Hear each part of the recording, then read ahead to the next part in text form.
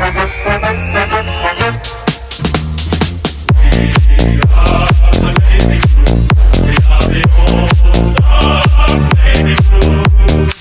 guys, welcome to another episode of Baggers Chat. Daff here, and as you can probably tell straight away, Pato is not here. He's in Japan, lapping it up on holiday with the missus, so I hope he's having a really, really good trip.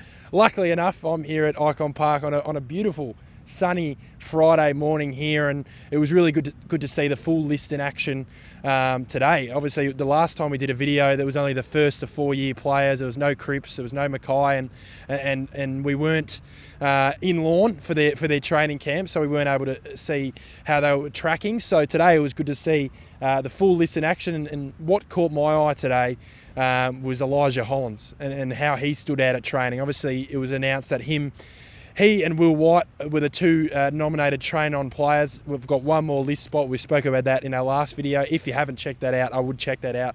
We spoke about it a lot in depth and what they would bring to our list if they were to be on our list in 2026. So yeah, I kept a real close eye on Elijah Hollands, and to me, he looks like a person that obviously he's not guaranteed to have a contract next year, and I know a lot of people, especially on our comments, were very 50-50 on bringing him back to the club, considering what he has been through.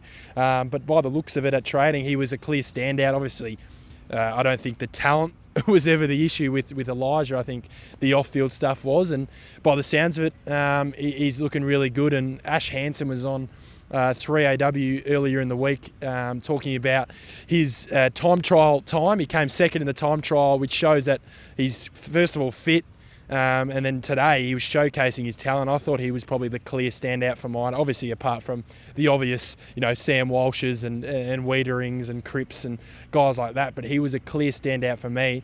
And I'll just make a call right now. I like to make big calls here on Baggers Chat. I will say this: I have seen enough. He will be getting a contract for this year, and it'll be it could be his last chance. I think it's a last chance, his last hurrah. And I'm probably 80 to 90% confident that he will be getting a contract next year. I'm not having a go at Will White. Obviously, he's talented as well, but I just think obviously Elijah's been amongst our best team, and if he gets his other stuff right off field, I think he could be an ace up our sleeve heading into next year. And as we all know, we're going under the radar as it is with these other recruits. Another standout for me, another name that I feel like he tends to cop a little bit. He's been spoken about a lot on Baggers Chat, and it's Blake Acres. And I think last season he came off a back issue, had some surgery, and he just did not look like he was moving freely from day dot, from the first round. And obviously he's had shoulder issues, but his back was a big issue last year. I think he had a bulging disc surgery last year, and today he was moving freely. His skills are really good. And I think a lot to do with Acres for me is his commitment. Sometimes he looks a little bit not out of sorts, and I guess he might be committed, but just sometimes looks like his body language is not fully locked into the challenge at hand. But yeah, for me, Acres was really, really pleasing to see. Another point, a real positive point, was Jagger Smith. So the last few trainings we've seen him, he's had the non-contact hat in the contact drills. Today, the only one I saw who was in the drills with a non-contact hat was actually Ollie Hollands. We're not too sure of what that injury is or what he's dealing with, but Jagger Smith, he was all good to go. He was in the contact drills. I'm sure he's still step by step. He's not fully 100% into the contact drills, running into blokes, but he was taking on some tacklers, and it's clear to see that it's all systems go for him, and that's really pleasing to see in December, considering we've still got over 90 days until opening round against the Swans. A few other points. Walshy was Walshy.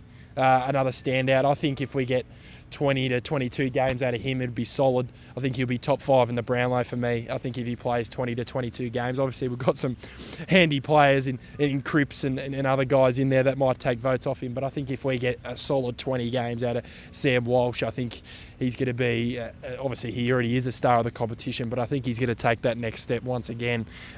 Fingers crossed, touch wood, to everyone at home. Nick Newman was training away from the main group for the majority of it. Obviously, the rehab group was Brody Kemp, Matt Cottrell, Nick Newman and Lockie Fogarty. But also Nick Newman was the only person out of that rehab group to be involved in a lot of the skills drills. He wasn't involved in the contest, obviously, because he's still, in his rehab. But he looks in really, really good nick, and I think they're just taking more of a precautionary, mindset with him. So I think he'll be raring and ready to go for opening round. And I think number 35 for the Swans will just be a little bit wary of Nick Newman being a pest against him in opening round. A few other points.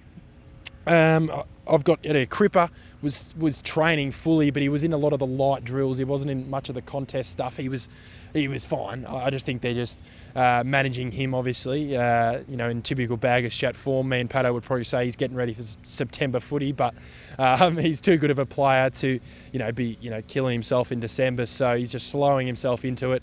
And he looked fine. He looked in real good nick, in normal Cripper nick. So that was really good to see. Another one for me, it's a bit of a rogue name, but I feel like both of our Irish players, and Rob Monaghan and Matt Duffy, they don't go, well, they're not really seen. They're playing twos footy. People aren't really sure why they're still on the list. But I had a real close eye on Matt Duffy today and his kicking skills. He's clearly got something about him. I'm not sure if he can use those skills and take it to the next level at AFL level, but to me, I just saw him in a few drills, in contest drills where he was using the footy really well. So he's clearly getting used to the game. Obviously, it's a different game to Gaelic, similar, but and obviously he had the year behind with the ACL. So that's one point. I'm not saying he's going to go out there and play opening round, but that's one name to watch over the next couple of months to see how he goes and his progression. But other than that, it was really good to see everyone. Ben Ainsworth looked really good. Harry Mackay looked in good shape. It was the first time seeing him live and in person in training. So he's going to have a big year, I think. A really important year without Charlie, because he's going to be the main man down there. You're going to have him, Ainsworth, Hayward. We've spoken about this.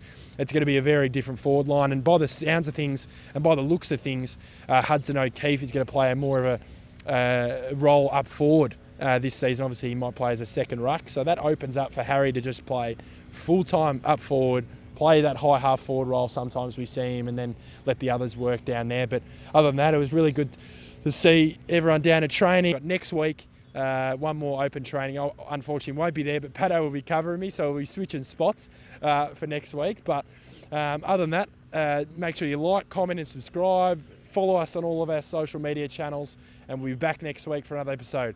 Up the Baggers!